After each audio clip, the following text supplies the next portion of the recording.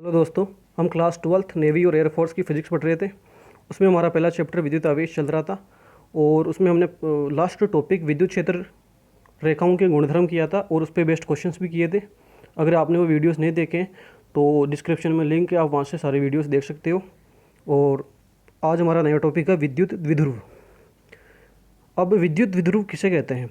तो विद्युत द्विध्रुव हमारे पास में ऐसा हमारा एक सिस्टम या एक ऐसा निकाय होता है जिसमें हमारे पास में दो आवेश होंगे और दोनों आवेश विपरीत प्रकृति के होंगे, यानी कि एक धनात्मक आवेश होगा, एक ऋणात्मक आवेश होगा।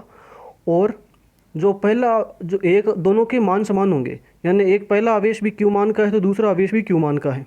जैसे एग्जाम्पल के लिए, अगर पहला आवेश +5 कूलम का है तो दूसरा आवेश भी 5 कूलम का होगा, लेकिन ऋणात्मक आवेश होगा, -5 कूलम का होगा वो। और ये दोनों आवेश एक दूसरे से बहुत ही अल्प दूरी पर रखे हुए होने चाहिए। इनके बीच की जो दूरी है, जिसको हमने 2a माना है, वो बहुत ही अल्प होनी चाहिए, बहुत ही कम होनी चाहिए। तब जो सिस्टम बनता है हमारे पास में, ये जो सिस्टम बनेगा वो उसको हम कहेंगे विद्युत द्विध्रुव। यानी विद्युत द्विध्रुव हमारे पास में दो विपरीत प्रकृति और समान मान के आवेश जो एक दूसरे से बहुत ही कम दूरी पर रखे हुए होते हैं, ऐसा सिस्टम विद्युत द्विध्रुव कहलाता है। तो इसकी डेफिनेशन हमारे पास में है, ऐसा निकाय जिसमें दो समान मान में समान व विपरीत प्रकृति, यानी एक धनात्मक एक ऋणात्मक आवेश होंगे जो बहुत ही अल्प दूरी पर एक दूसरे से रखे हुए होते हैं। और ये अल्प दूरी कितनी अल्प होती है? ये दूरियाँ होती हैं परमाणुविक स्तर के बराबर दूरियाँ, अंगस्ट्रॉम के आसपास की दूरियाँ होती हैं। ये बहुत ही कम दूरी के लिए जो निकाय बनेगा ऐसा, उसको हम विद्युत द्विध्रुव कहेंगे। अब आगे हमारे पास में आता है विद्युत द्विध्रुव आघूर्ण क्या होता है। विद्युत द्विध्रुव आघूर्ण एक तरीके से जो हमारा विद्युत द्विध्रुव है वो कितना पावरफुल है, उसकी ताकत को बताने के लिए हमारे पास में एक चीज़ हम यूज़ करते हैं, एक राशि का उपयोग करते हैं, उसको बोलते हैं हम विद्युत द्विध्रुव।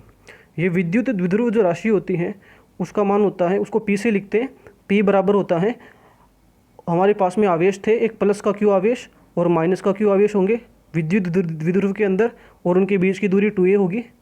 तो उन आवेशों में से एक आवेश का मान ले लेंगे हम, मतलब दोनों समान ही मान है, दोनों क्यू मान के, तो आवेश का मान Q गुणा उनके बीच की दूरी 2a। तो हमारे पास में ये बनेगा विद्युत द्विध्रुव आघूर्ण। विद्युत द्विध्रुव आघूर्ण होता है P बराबर Q, एक आवेश का मान गुणा दोनों के बीच की दूरी 2a। ये सदिश राशि होती है हमारे पास में, ये एक सदिश राशि होती है और इसकी जो दिशा होती है वो ऋणात्मक आवेश से धनात्मक आवेश की तरफ होगी। ये इस तरह से इसकी जो दिशा होगी हमारे पास में, ये ऋणात्मक आवेश है, उससे इस धनात्मक आवेश की तरफ होती है दिशा इसकी, इस दिशा में। अब बात करते हैं इसके मात्रक की। तो विद्युत द्विध्रुव आघूर्ण का मात्रक हमारे पास में कूलाम गुणा मीटर होगा, क्योंकि फॉर्मूला हमारे पास में आता है P बराबर Q गुणा 2a। Q होता है कूलाम, और a जो है यहाँ पर इनके बीच की दूरी के लिए आ रहा है, तो ये इसका मात्रक हो जाएगा मीटर। तो कूलाम गुणा मीटर इसका मात्रक हो गया, ये इसका ऐसा ही मात्रक है। इसके अलावा एक दूसरा अन्य मात्रक है जो बहुत ही महत्वपूर्ण है, बहुत बार कॉम्पिटिशन एग्जाम्स में इसका उपयोग होता है, यह है डिबाई।